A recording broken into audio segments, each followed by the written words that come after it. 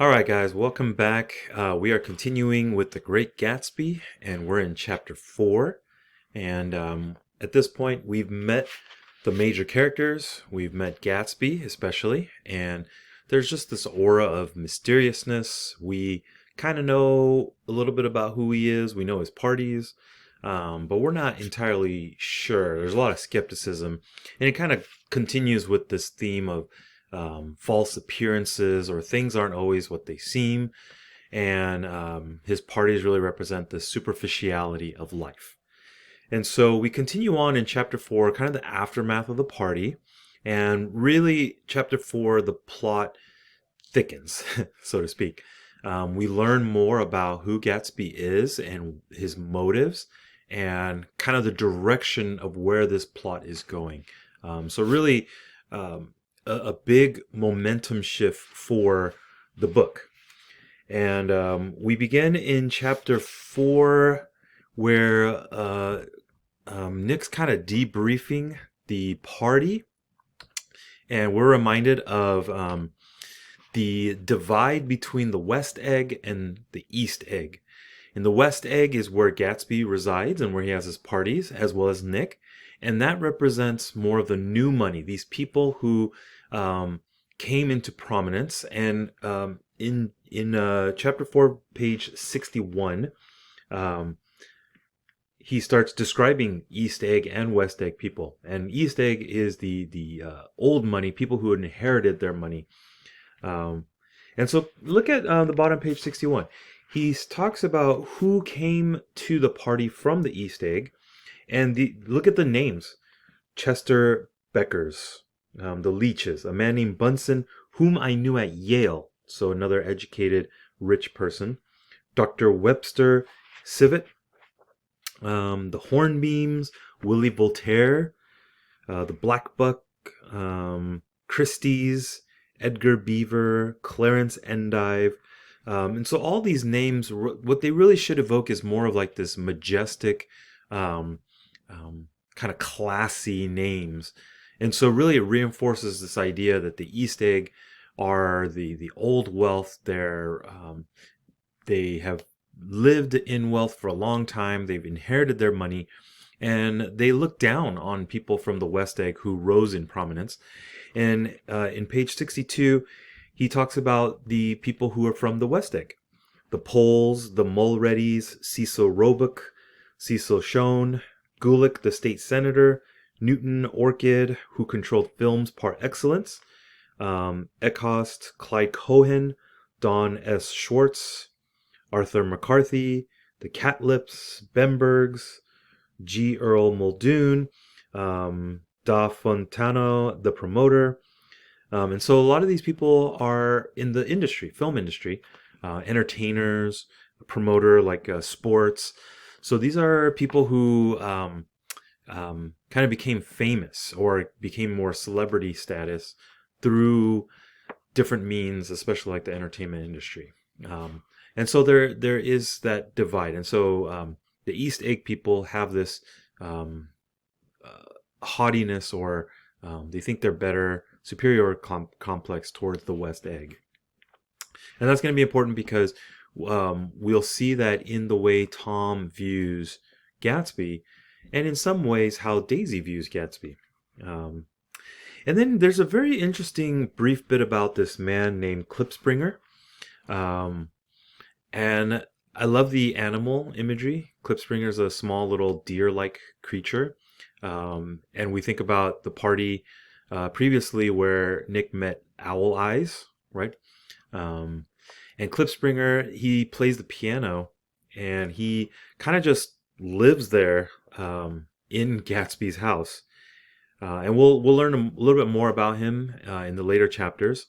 But he kind of represents just this kind of superficiality where he lives in Gatsby's mansion, and Gatsby kind of is indifferent towards him, apathetic, and we'll see how that relationship is kind of reciprocal and significant as the story progresses.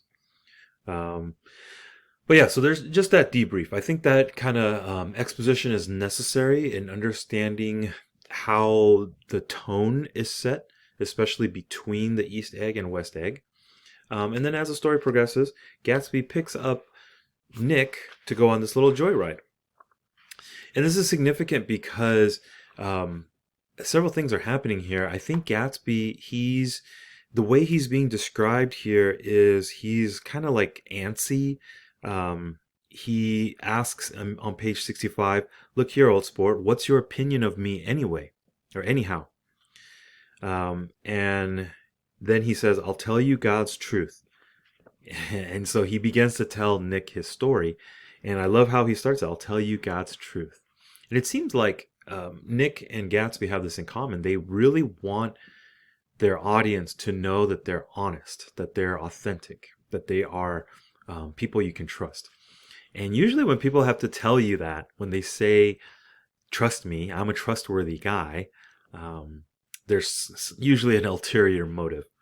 And so Gatsby, he needs to tell Nick all these things because of a special request that he's going to have of Nick later. But he basically tells him his life story. He tells him that he was from the Middle West in San Francisco. He was born of a wealthy family. He was educated in Oxford. He went to the military. He even shows him proof. He shows him a medal that he received during the war. He also shows him a picture of him during his time in Oxford. And so he's using all these proof, this evidence that he is who he says he is. And it's just interesting that he has to go through all these lengths to prove to Nick that he is who he says he is. But he does that in order to ask him a very important question that we'll get to in a little bit. And finally they reach their destination where, I'm sorry, I'll move over here. Gatsby introduces Nick to Wolfsheim. Wolfsheim is one of Gatsby's business partners, quote unquote, and just is another like kind of sleazy, kind of shady character. And even the name Wolfsheim implies this kind of duplicity, right? If we think about like a wolf in sheep's clothing, or kind of like a hunter, predator. And so, you know, we also get glimpses of his personality, and he just doesn't seem like a pleasant person. So the fact that Gatsby would associate himself with Wolfsheim and then also receive a phone call in this kind of like questionable manner, similar to at his party when his butler called him for a phone call, we see that again. And so there's just a lot of questionable things that is occurring with Gatsby that make us really wonder, is he truly who he says he is?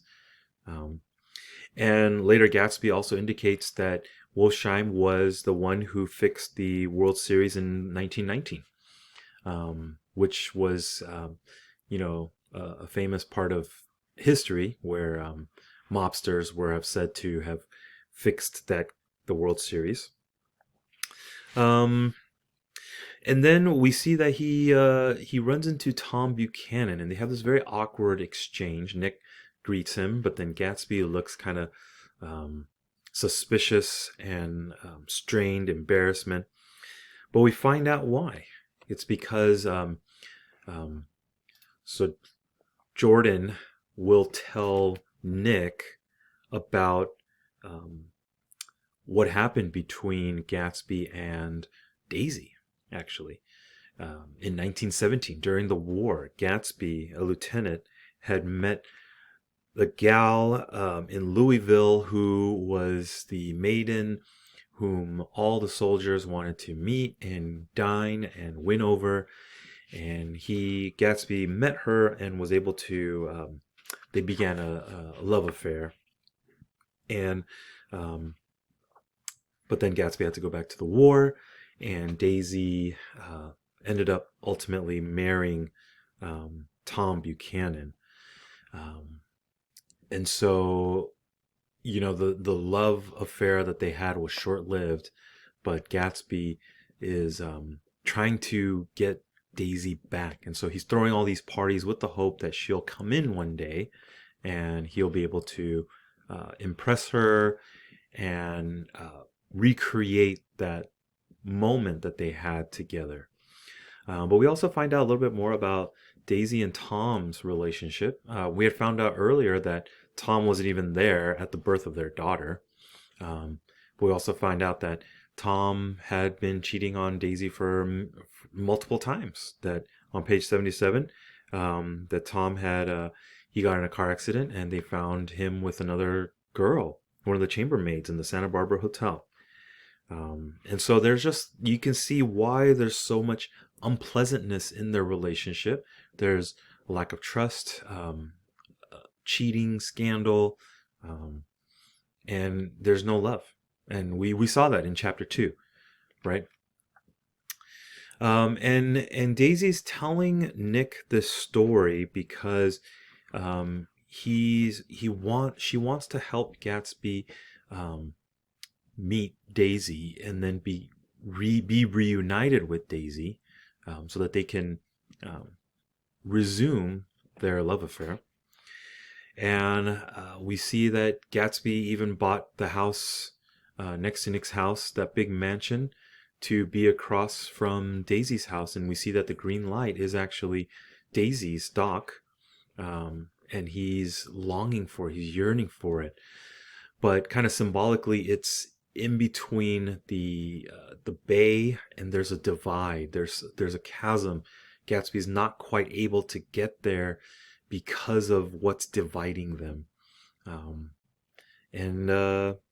So he's trying hard to pursue Daisy, and he's doing everything. Gatsby's doing everything so that he can recreate this moment with Daisy from the past.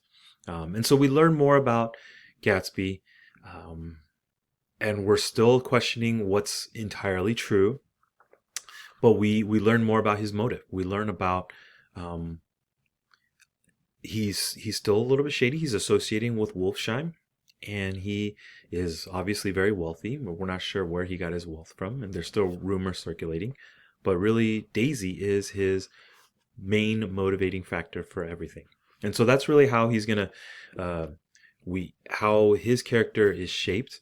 And this begins kind of this theme that will continue to develop of living in the past, or seeing the world with kind of these rosy lens glasses, as I like to call it. Gatsby, he's an idealist who thinks that this moment where he had with Daisy was truth, was love, and he's trying to recreate that. And we'll see how this theme kind of fleshes out as the story progresses. But keep that in mind, because that's going to be another important theme that Fitzgerald develops throughout the story. All right, so we'll continue the story in chapter 5. So please continue to read. I would suggest that you do the reading, though, in depth, and kind of really pay attention to the way that Fitzgerald's describing a lot of these scenes, because he uses a lot of this imagery to evoke things within the readers to make us understand these themes that he's presenting. All right, see you in the next video. Remember to subscribe if you haven't, and like for support. Thanks.